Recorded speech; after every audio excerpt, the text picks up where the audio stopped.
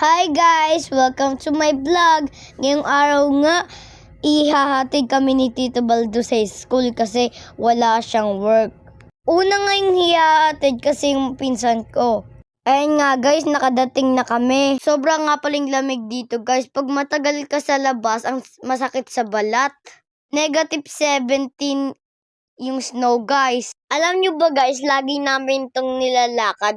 Pero okay lang kasi maganda to sa kalusugan. Kahit malamig.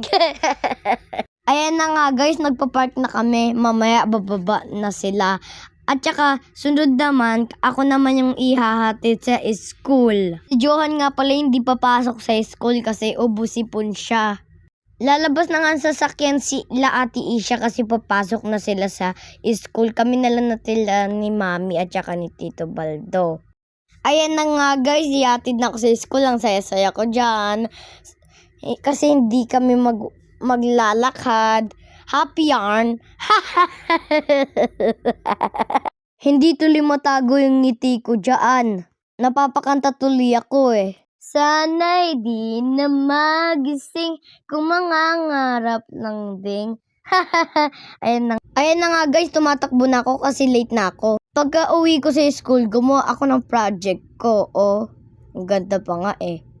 Kailangan mo nga pala dito, Play-Doh at saka stick. Ayan na nga, gumagawa pa nga ako eh. May kwento nga pala ako sa inyo guys. Dati, pangarap ako mag-vlog. Kaso nga lang, dati kasi wala pa kaming cellphone.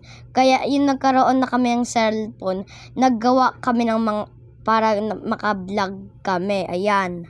Hindi pala madali yung vlog kasi kailangan mo pa mag-voice over. Mahirap din mag-edit. Binabasa ko nga pala yung nag-comment at saka yung nanood. Nagulat nga pala ako kasi maraming nanood ng vlogs ko. Ang saya-saya ko! Hindi nga pala ako makapaniwala guys kasi ang raming nanood. Charot lang yun guys kasi nagpa-practice lang ako maging masaya. Ang totoo niyan, lobat lang talaga yung cellphone ko kaya natawa ko. Hanggang dito na lang. Please follow, like, and share for more videos. Bye! I love you.